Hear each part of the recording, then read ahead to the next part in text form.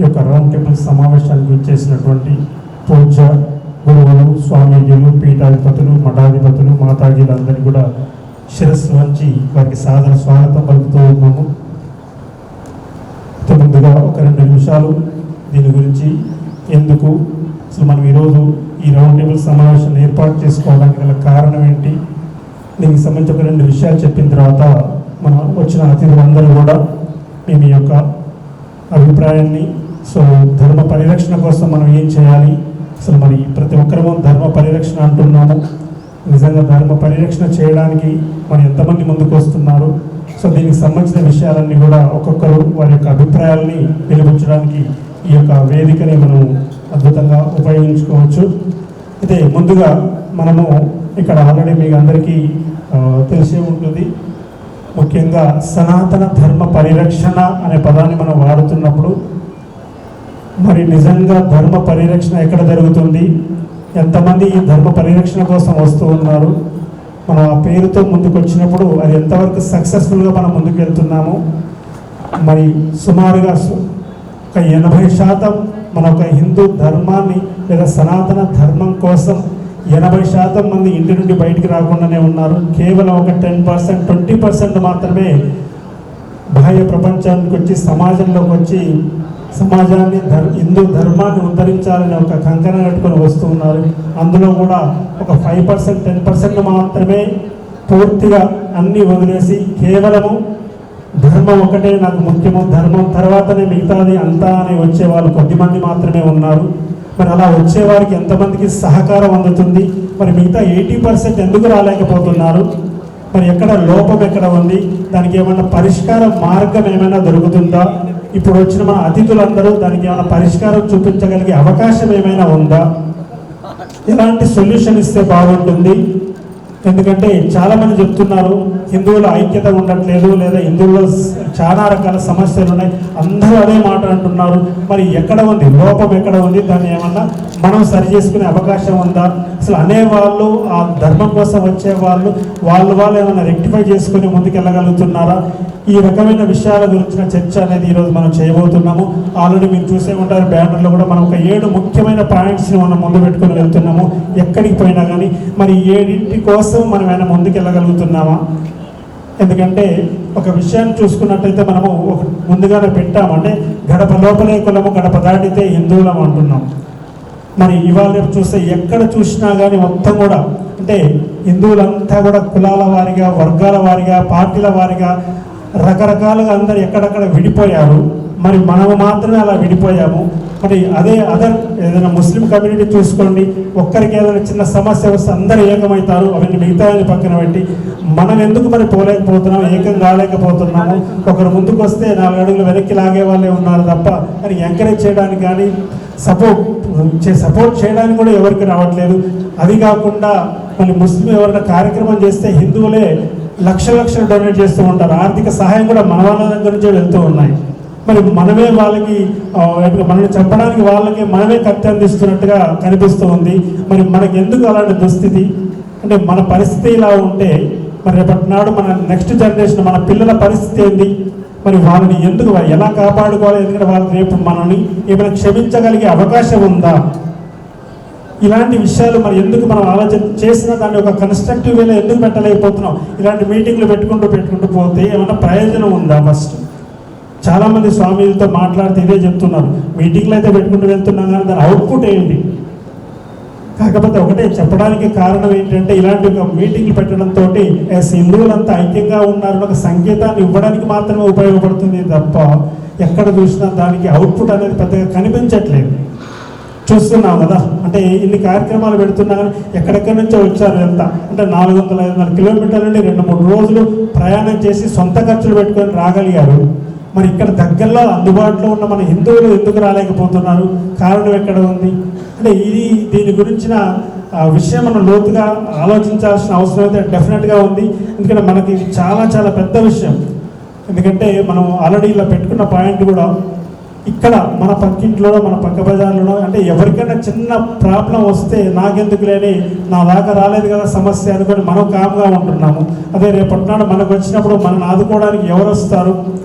So ఇలాంటి వారు ఆలోచించాల్సిన అవసరం. అందుకనే భారతదేశాన్ని ఒక హిందూ దేశంగా ప్రకటించేంత వరకు ప్రతి ఒక్కరం కూడా దానికోసం పోరాటం చేయాలి. అవసరమైతే ఉద్యమం రూపంలోనైనా ముందుకు పోవాలన్న విధానంతో సుమారుగా 1 సంవత్సరంన్నర క్రితం, ఎందుకంటే ఇప్పుడు జరుగుతున్న సోషల్ మీడియాలో ప్రతిరోజు ఎక్కడో ఒక చోట మన హిందువులపైన దాడులు జరుగుతూ ఉన్నాయి.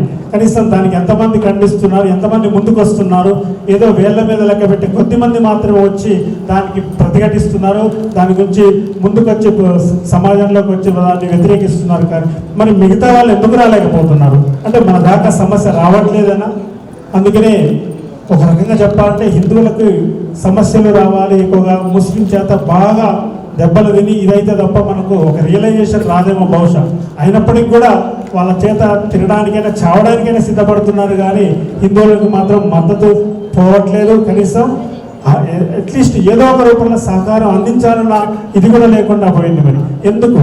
మరి అలాంటప్పుడు ఎందుకంటే ఒక రకంగా చెప్పాలంటే, నిజంగా పచ్చిగా చెప్పాలంటే సిగ్గు, శరము, లంజ అనేది హిందువులకు లేదని చెప్తుంటారు కొంతమందికి మాత్రం. ఎందుకంటే స్వామీజీలే అంటూ ఉంటారు. మరి అలాంటి అంత అయినా కానీ మనం కనీసం వాళ్ళకి చురక అంటించినా కానీ రోషము, పౌరుషం అనేది హిందువులకు లేకుండా పోయింది. అంటే నిజంగా చెప్పాలంటే హిందువుల రక్తం అంతా కల్తీ అయిపోయింది చాలా వరకు.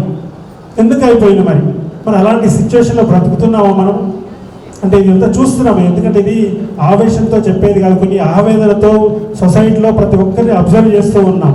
ఎందుకంటే ఒక అడుగు ఒక కార్యక్రమం చేయాలంటే ఎన్ని ఇబ్బందులు ఉంటాయో ప్రత్యక్షంగా అనుభవిస్తూ ఉన్నాం. ఎందుకంటే అది కూడా మన దాంట్లోనే, బయట వాళ్ళ సంగతి పక్కన పెట్టండి, మన దాంట్లో మనకి యూనిటీ లేకుండా పోతుంది ఫస్ట్. మరి హిందువులలో యూనిటీ అని ప్రతి ఒక్కరం అంటున్నాం, కానీ సెల్ఫ్గా మనం ఏమైనా యూనిటీగా ఉండడానికి అవతల వ్యక్తి ఏదైనా హిందూ ధార్మిక కార్యక్రమం చేస్తే మనం ఏమైనా వెళ్ళగలుగుతున్నామా? ఎందుకంటే ఆయన చేస్తున్నాడు కదా, నాకెందుకు, నాకు అవసరం లేదు అంటే చేస్తే ఆయనకి పేరు వస్తుందో లేకపోతే ఇంకోటి వస్తుందో అంటే ఇలాంటి ఆలోచనే ఉంది తప్ప. అందుకనే మనం పెట్టడానికి కారణం కూడా అదే. ఎవరైనా కానీ ఎక్కడైనా కానీ అది ఏది విషయమైనా కానీ ఒక ధర్మం కోసం ముందుకు వచ్చారంటే ఎక్కడ వెనక సెకండ్ ఆప్షన్ లేకుండా ఖచ్చితంగా వారికి మనకి ఇన్వైట్ చేసినా చేయకపోయినా, మనకు ఆ రెస్పెక్ట్ ఇచ్చినా ఇవ్వకపోయినా ఖచ్చితంగా మనం వెళ్ళి వాళ్ళకి సపోర్ట్ చేయాలనే ఒక మెయిన్ టార్గెట్, మెయిన్ ఒక లక్ష్యంతో మనం ముందుకు వెళ్తున్నాం. మరి అలాంటి భావనతో ప్రతి ఒక్కరూ కనుక ఉండగలిగితే, ఎందుకంటే ఇప్పుడు ఇంతెందుకు ఈ రౌండ్ టేబుల్ సమావేశం చేయడానికి చాలా ఇబ్బందులు పడాల్సి వచ్చింది, మామూలు ఇబ్బందులు కాదు.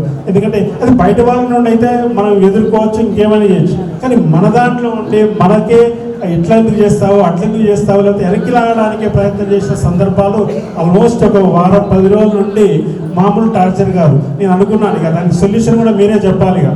ఎందుకంటే వారం నుండి ఈ కార్యక్రమం ఇదే లాస్ట్ అవుతుందేమో అన్న ఒక భావనతో కూడా ఉన్నాను వాస్తవానికి. ఇక మళ్ళీ ఇలాంటి ప్రయత్నం చేసి ఇంత టార్చర్ ఇంత ఇబ్బందులు పడుతూ చేయాల్సిన అవసరం మనకి ఏమైనా ఉందా? ఎందుకంటే అన్నీ వదిలేసుకొని పూర్తిగా దీంట్లోనే ధర్మం తప్ప ఇంకోటి అవసరం లేదన్న భావనతో జీవిస్తున్నప్పుడు కనీసం సపోర్ట్ చేయకపోయినా కానీ మనం డిస్కరేజ్ చేయకుండా వెనక్కి లాగకుండా ఉంటే సరిపోతుంది కదా.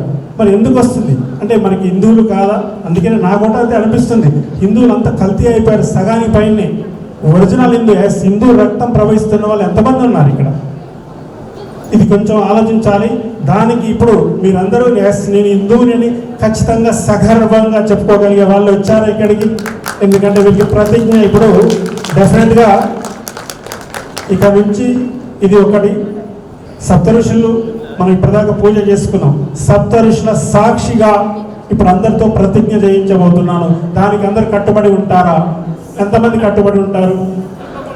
ధర్మం కోసం దేనికైనా సిద్ధం, ప్రాణత్యాగానికైనా సిద్ధమే నేను అనగలిగే వాళ్ళు, లేదా ఎవరైనా ధర్మం కోసం ఏ కార్యక్రమం చేస్తున్నా నాకు ఏ మాత్రం అవకాశం ఉన్నా నా పూర్తి సమయాన్ని కానీ ఏదైనా కానీ దేనికైనా సిద్ధాన్ని సపోర్ట్ చేయడానికి అనేవాళ్ళు ఎంతమంది ఉన్నారు ఇక్కడ? అందరు సిద్ధమేనా? అయితే ముందుగా ప్రతిజ్ఞ చేసుకొని మనం వచ్చిన వక్తలతోటి మన యొక్క అతిథులతోటి ఒకరితో మాట్లాడిద్దాం. ముందుగా అలయన్స్ కమిటీ ఆధ్వర్యంలో జరుగుతున్న రౌండ్ టేబుల్ సమావేశం సాక్షిగా నేను సనాతన ధర్మాన్ని ఆచరించే వ్యక్తిగా ఒక నిర్ణయాన్ని తీసుకోవడానికి సంకల్పించాను.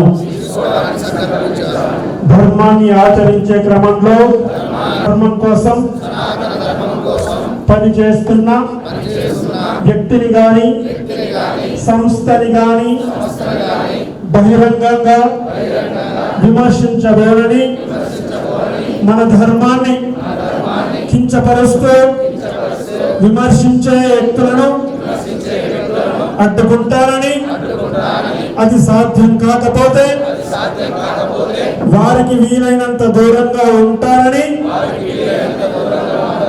ఇక నుండి ఎలాంటి లావాదేవీలు అయినా హిందువులతోనే చేస్తానని, ముఖ్యంగా నిత్యావసర వస్తువులు, ఆహార పదార్థాలు, పూలు, పండ్లు, కొబ్బరికాయ లాంటి వాటిని హిందువుల దగ్గరే కొంటానని, దేవాలయాలను మరియు వాటి భూమి పరిరక్షణలో నేను భాగస్వామిని అవుతానని, సనాతన భోటును సాధించేంత వరకు విశ్రమించబోరని, గడప లోపలే కులం, గడప దాటితే హిందువులం అనే నినాదంతో నా ప్రాణం ఉన్నంత వరకు సనాతన ధర్మంలో ఉంటూ నేను హిందువుగానే పుట్టాను, హిందువుగానే మరణిస్తాను అని సగర్వంగా చెప్పుకుంటానని నా ఆత్మ సాక్షిగా ప్రమాణం చేస్తున్నాను.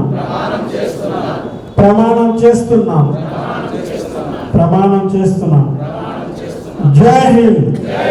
సనాతన ధర్మకే ఓం నమః శివాయ. ఈరోజు సూర్యాపేటలో విజయవంతమయ్యి, అచ్చంపేటలో విజయవంతమయ్యి, నాలుకల్లో విజయవంతమయ్యి, హైదరాబాద్ విజయవంతమయ్యి, మన తెలంగాణ జిల్లాలో ప్రతి జిల్లాలో కూడా సనాతన బోర్డు కార్యక్రమం జరిగిన తర్వాత హైదరాబాద్ లో దాదాపుగా 2 లక్షల మందికి పైగా ఈ కార్యక్రమాన్ని భవిష్యత్తులో చేయాలని ప్రతి ఒక్కరు కూడా, ప్రతి ఒక్క వీర వనిత మాతృమూర్తి ఈ యొక్క శక్తి స్వరూపిణి అమ్మ శక్తి పరాశక్తి భవాని ఆశీస్సులు వెళ్ళవేలుగా ఉండాలని ఈ రోజు ఈ నాగర్ కర్నూలులో శ్రమించినటువంటి ఒక్కసారి మన మాతృమూర్తులకి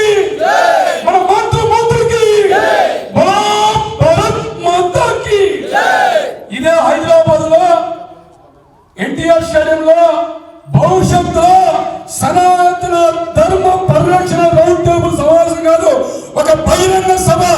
మనందరం కూడా ఏకతాటిపైగా ఒక్కొక్క జిల్లా నుంచి ఒక 35,000 మందికి వచ్చి రేపు జరగబోయే హైదరాబాద్ లో జరగబోయేటువంటి గొప్ప అద్భుతమైనటువంటి ఒక మహాయజ్ఞం, ఒక బహిరంగ సభ భవిష్యత్తులో ఉండబోతా ఉంది. దానికి ప్రతి ఒక్కరు కూడా మనము సహాయ సహకారం అందించుకుంటూ మనందరం కూడా ఒక చిన్న హుండీ ఏర్పాటు చేసి, ఎందుకంటే మనము పూలకి ఎంతో ఖర్చు పెడుతున్నాం, తాగుడికి ఎంతో ఖర్చు పెడుతున్నాం. ఒకరోజు మన విలాసమైన ఖర్చుకి దయచేసి అడిగిన 1000 రూపాయలు ఆ హుండీలో మనం దేవుడి గదిలో ఒక చిన్న హుండీ పెట్టుకొని ఆ 1000 రూపాయలు రోజు ఒక నెలపూట ఒక సంకలన హిందూ యొక్క సంకలనము, హిందువుల యొక్క ఐక్యతము అక్కడ చాటాలని ఈరోజు చంద్రారెడ్డి తీసుకున్న ఒక యజ్ఞమే ఈ సనాతన బోర్డు. ఒక్కసారి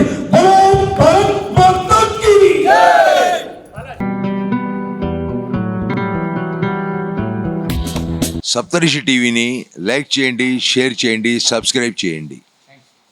Please like, share and subscribe Saptarushi channel. Hi, this is Jabardast and D10 Pavan alias Pavani. So please do subscribe Saptarushi TV. Like, share and subscribe. Thank you. ఇది జనహితం కోసం ఏర్పడుతున్నటువంటి సప్తఋషి టీవీ ఛానల్.